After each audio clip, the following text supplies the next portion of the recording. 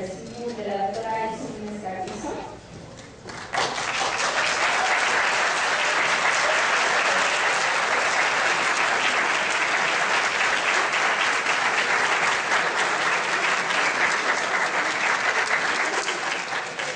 El licenciado Jalil Ascari del Carmen Clemente.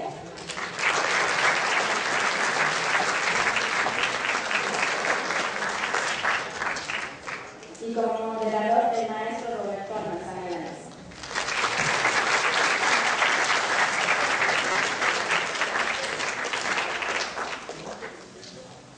Muy buenos días a todos.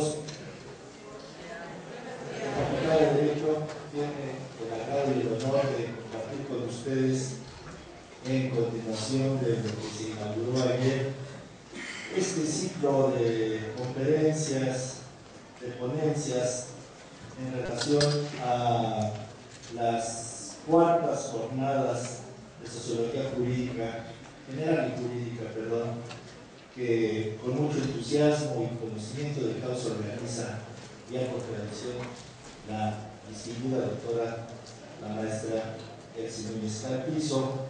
Yo les doy la bienvenida a nombre de la Facultad de Derecho, a nombre del Colegio de Profesores de Sociología, del Seminario de Sociología que dirige nuestra hoy ponente, y con el gusto de saludarlos voy a permitirme dar una breve semblanza sobre el primero de nuestros expositores, que hoy el licenciado Jalil Ascari del Carmen Clemente va a comentar sobre los deportes en México en el periodo 1882-1916. Como ustedes recuerdan, este año, por virtud del bicentenario de la independencia, del centenario de la Revolución Mexicana, de los 150 años de las leyes de reforma y también, sobre todo, de los 100 años de la refundación de nuestra alma mater, se organizó este ciclo de conferencias en alusión a la vida del México de fines del siglo XIX y principios del siglo XX. Pero entonces, sin ánimo de quitar más el tiempo a nuestros ponentes, porque se los vamos a leer aquí como liderado, he de decirles que el licenciado Jalil Ascari del Carmen Clemente es licenciado en Derecho por parte de nuestra Facultad de Derecho de la Universidad Nacional Autónoma de México, con maestría en Derecho en la División de Estudios de Posgrado de la propia facultad, y en la cual está en etapa de elaboración de tesis. Ha impartido cursos y diplomados, entre los que destaca el de Derecho Deportivo en la Dirección de Educación Continua de la Universidad Iberoamericana. Es asociado fundador y miembro del Consejo Directivo de la Asociación Mexicana de Investigación Jurídica Deportiva, AC. Es socio de la International Association of Sports Law, de donde es fundador. Miembro del Consejo Directivo del Instituto de Altos Estudios sobre Deporte, Cultura y Sociedad, INDECUS. Conferencista en diversos foros a nivel nacional e internacional relacionados todos con el deporte. Su actividad actual se circunscribe fundamentalmente a ser juez de la Comisión Nacional de Jueces de Natación, de la Federación Mexicana de Natación y proyectista de la Comisión de Apelación y Arbitraje del Deporte. En sus publicaciones aparece como coautor del libro Derecho Deportivo Mexicano, publicado por el Senado de la República, 60 legislatura, Asociación Mexicana de Investigación Jurídica Deportiva, y coautor de diversos artículos relacionados con el derecho del deporte, publicados en diversas revistas nacionales e internacionales, tales como la Revista Académica de la Universidad de La Salle y PATEX, International Sport Law Review. Yo les pido un aplauso para nuestro conferencista de hoy.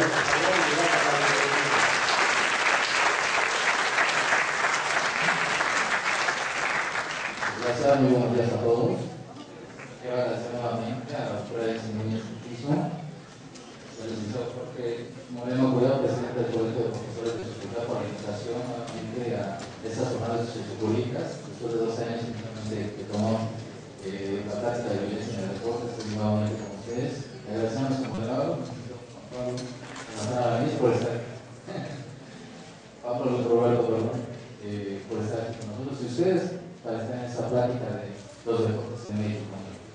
Pues bien, vamos a iniciar con este tema que a mí me encanta, que es el deporte. Y por consiguiente inicio con algo que dijo Johan Luisín.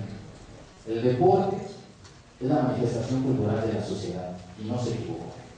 Realmente todo ese ímpetu y esa trascendencia social que tiene el deporte, a través de los años ha sido una institución. El deporte actualmente es una institución, como tal. Para el caso de México, su trascendencia radica principalmente desde históricamente desde los prehispánicos, posteriormente la etapa colonial, y refuerza un tanto precisamente con lo que están viendo en pantalla, el porfiriato.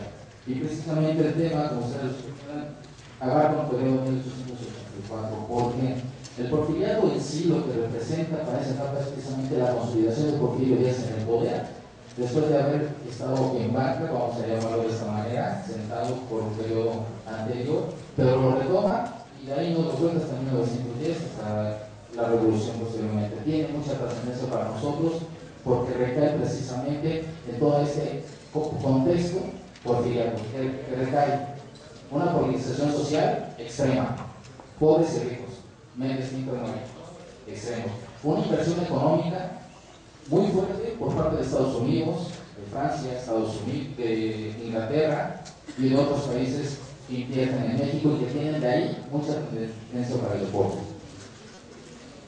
La crisis y todos estos contextos van haciendo que recae un poco por el gusto de los deportes. Porfirio ya precisamente recae en el gusto, siempre le gustó el deporte, siempre fue una persona muy activa desde siempre, de origen oaxaqueño, en el cual toda su actividad iniciaba a temprana hora.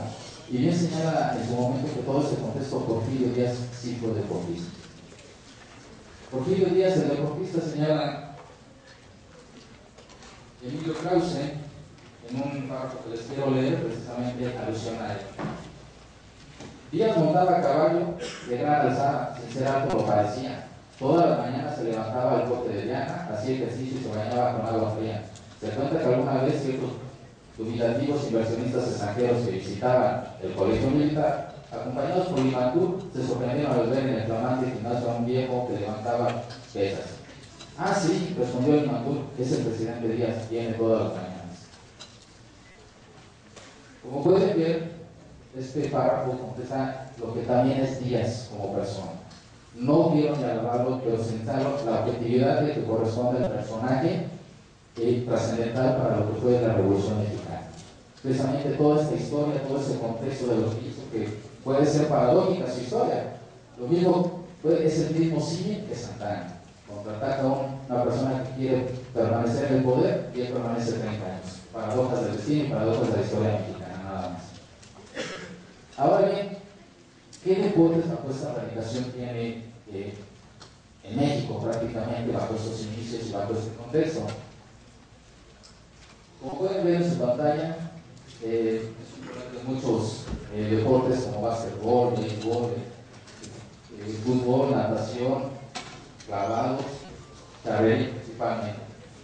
Bien, entonces esto no se trata únicamente de una persona que vaya con ese contexto histórico, social, de lo que representa la politización, que esto va a radicar sobre todo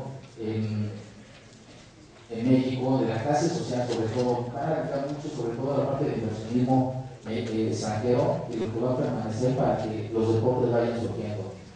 Y de aquí partimos precisamente cuando precisamente en el norte del país, cuando se estaban construyendo las vías férreas, a partir de lo que fue Tamaulipas a Monterrey, los primeros, los que estaban en los barcos precisamente, empezaban a jugar béisbol, un deporte totalmente desconocido para la población mexicana y que por consiguiente lo que llevaba en sí era un desarrollo para invitar a los que estaban construyendo y de ahí se fue generando.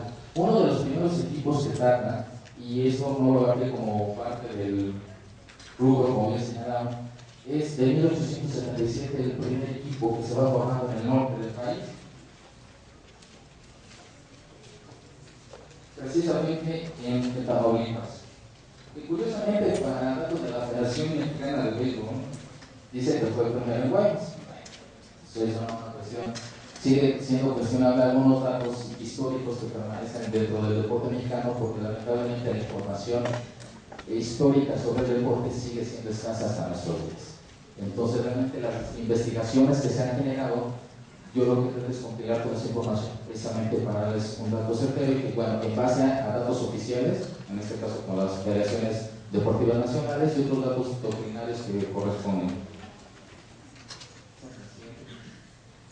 ¿Qué pasó en el Distrito Federal? Bueno, pues como pueden ver en su pantalla, mostramos que para 1895, perdón, se constituyen o se forman las dos primeras novenas en el Distrito Federal, que es el equipo de México y el Demócrata. Como pueden ver en su pantalla, son algunos nombres que aparecen de los que conformaban desde el pitcher, el catcher, la primera base, el jardinero central, el izquierdo y la lateral.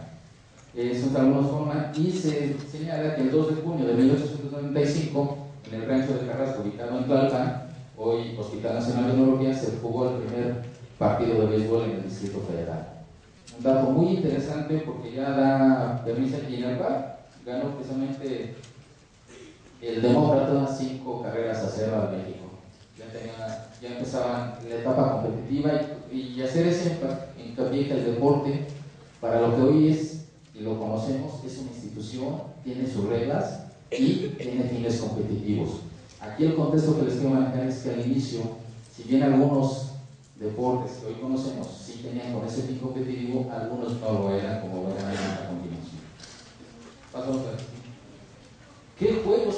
Aquí la polinización que yo señalaba en un inicio precisamente corresponde precisamente a los casinos. El casino de Monte Carlo, que estaba en 1992 fundado, en 1991 el casino Triboli, que era dirigido por alemanes, en el cual se practicaban los deportes que pueden ver: ajedrez, dominó, damas chinas, billar, naipes, bolos, caenas.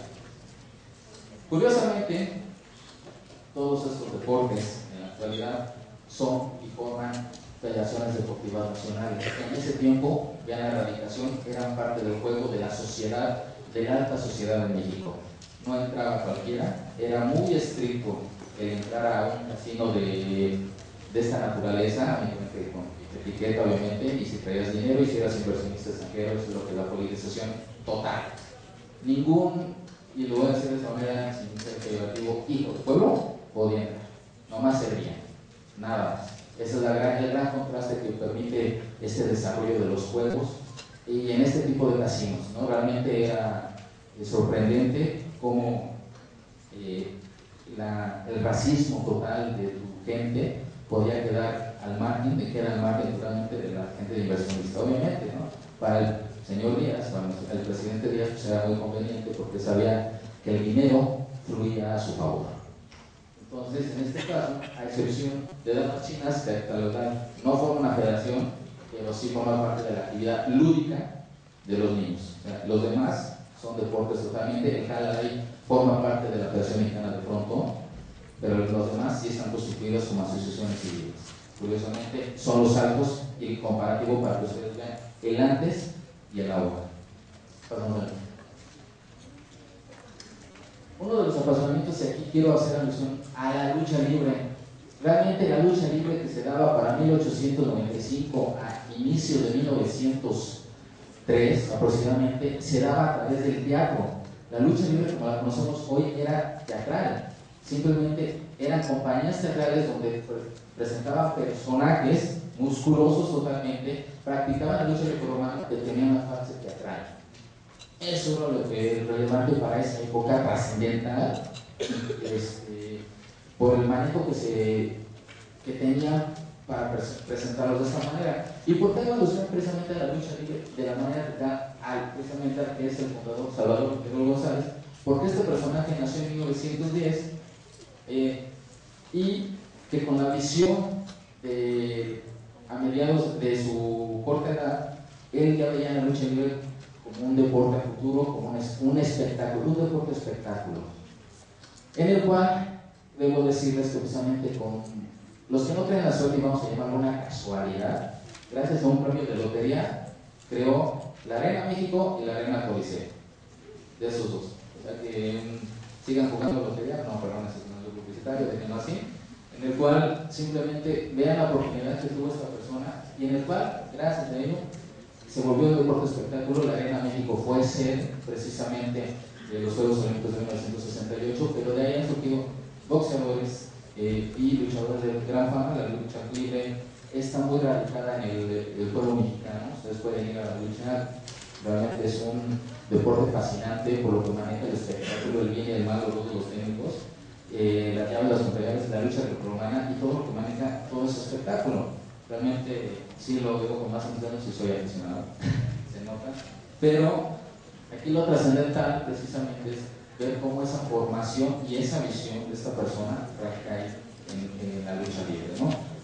Señalar que precisamente esas luchas teatrales o eran compañías y las crónicas, que eso sí les puedo señalar, una crónica teatral y que los periódicos en su momento tardaban hasta 6 meses con ellos en publicar precisamente una anécdota, un recordatorio de lo que se hacía en esas compañías. La información en ese entonces sí se tardaba, sí tenía un periodo dado de información, no era actualizada. Si un evento sucedía en Yucatán, hoy se daba a conocer en 3 meses posterior, no era tan rápido como ahora, que están en segundos y la información te llega a tu BlackBerry, ¿no? Realmente es importante conocer ese contexto de información, de comunicación, de lo de un acontecimiento como tal, hasta su conocimiento en otras poblaciones o en la Ciudad de México, porque realmente radicaba precisamente el manejo de información. Ahora, acá una trivia muy interesante porque precisamente al Porfirio Díaz le encantaba acudir tanto a la charrería como a los toros y era dedicada cada una de sus presentaciones a él y siempre cuando él acudía también. Aquí yo les quiero hacer una pequeña trivia para romper un poco esta monotonía de que yo siempre hablo, pero realmente me gustaría que levantaran la mano en este caso y me digo que vale equivocarse y de eso se trata. Normalmente me encanta esto. Mencionar cuándo fue la primera corrida de toros en México. Y les hago la inciso A, con 13 de agosto de 1529, inciso B, 24 de junio de 1526 y el 27 de septiembre de 1821, inciso C. Y quiero que hacen la mano con los que votan por la A, por la B, 2, ahí va, y por la C.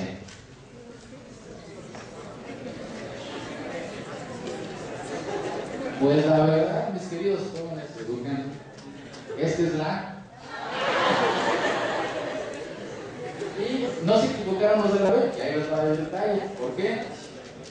El 13 de agosto de 1529, conforme a un autor que en su libro Historia de los Toros en México, o Tauromaquia como tal, señala que precisamente fue el 13 de agosto porque fue ahí el día de la caída de Tenochtitlan, y para su festejo, que caía el día de San Hipólito, pues dijeron, vamos a hacer una corrida de toros, en la cual se funda de esta manera la primera oficialmente. Existe el segundo contraargumento, que lo pude encontrar, que precisamente data del 24 de junio del 2026, porque, según ellos, fue por la corrida para San Juan Bautista. Sin embargo, en el segundo argumento no explica más, simplemente fue por el día de San Juan Bautista y fue ese día, y el otro no lo considero prudente señalarlo porque el que hizo el libro es muy buen orador y los convenció a todos. Qué mal argumento fue ese. Si son muy abogados, pues creo que sí queda entera de juicio la segunda postura, pero ahora pues, necesitamos saber realmente por qué. Ahora, yo considero que la fundamentación del libro de Historia de Toros en México recae más y con una cierta coherencia que sea el 13 de agosto de 1525. ¿Y por qué señalan los toros? Precisamente en esta búsqueda, porque para finales del siglo XIX y principios del siglo XX no había mexicanos toreros. Hasta este entonces, como señala Ponciano Díaz, fue de los primeros en ser el torero que sobresaliera sobre los españoles, y que sí hay datos de esos, y que curiosamente tanto Rodolfo Gaona, Lara Rodríguez, y Emilia Herrerita y Margarita García en la familia toreaban en Toluca, y que curiosamente la sociedad de esa época, cuando aquí no había muchos espacios, pues se iban a Toluca a torear, y ellos solamente radicados de Toluca. Realmente toda esa sociedad que encantaba a los toros, no es como ahora ir cerca del Estado de Sur y era donde está cerca al rodeo, para ver a los toros, pues ellos sí tenían que trasladarse un trayecto, pero además les encantaba porque era su día de picnic, agarraban un tranvía y llegaban precisamente a Toluca y felices a ver en la corrida, pasaban su domingo familiar, obviamente los que podían pagarlo, y regresaron. Y estamos hablando que también para ese entonces ya estamos hablando no solamente de una remuneración o apoyo a los toreros, se pagaba 30 centavos al torero en ese entonces, lo que pues hoy, quién sabe, realmente su contrato deportivo tendríamos que checarlo para verificar precisamente esa edad. Gracias. Ok. Realmente hablar de los Juegos Olímpicos nos trae muchos recuerdos buenos y malos. Sin embargo, va otra pregunta. México tiene una medalla extraoficial, ¿y en qué deporte fue? Extraoficial. Y les vuelvo a hacer la pregunta. Inciso A, ¿quién? Inciso B, inciso C. Ok. Y la respuesta es la C, polo. ¿Por qué? Ustedes preguntarán qué pasó aquí, si es el museo el que ha radicado. No, el polo precisamente se lo debemos a los hermanos Escandón Barrón, que uno de ellos era el traductor oficial en inglés de Porfirio Díaz. Era uno de los se practicaba en el Cricket Club en ese entonces. El polo eran probablemente hipódromos a donde se practicaba este deporte, en el cual obviamente estamos de la clase elite. Sin embargo, ¿por qué estoy hablando que es extraoficial? Para los que ellos que acudieron a estos juegos en París en 1900, no había precisamente como conocemos hoy el olimpismo en forma y en estructura, se estaba dando inicio del mismo. Y en este caso, para que tomaran un equipo completamente válido para una medalla oficial, tenían que ser todos integrantes del mismo país.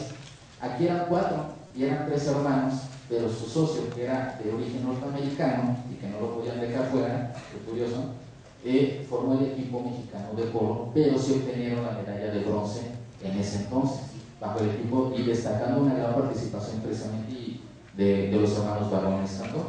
Esto es un poco se sabe, y por favor, si leen la revista, muy interesante, no se vayan con la pinta porque ellos dicen que se fue en waterpolo. Un gran error de edición y de información al respecto, porque si ustedes buscan la historia de los olímpicos de la revista, muy interesante, que la consulté aparte para darles esta información y darle veracidad al asunto, pues ellos señalan que es waterpolo. Si eso es un error, es el equipo de polo a través de los hermanos Escandón y Barrón, y de los cuales ellos, los dos hermanos restantes, llegaron a la política y al negocio familiar, ¿no? Realmente estaban muy vinculados, pero el que estaba más apegado era precisamente, ahorita les doy el nombre,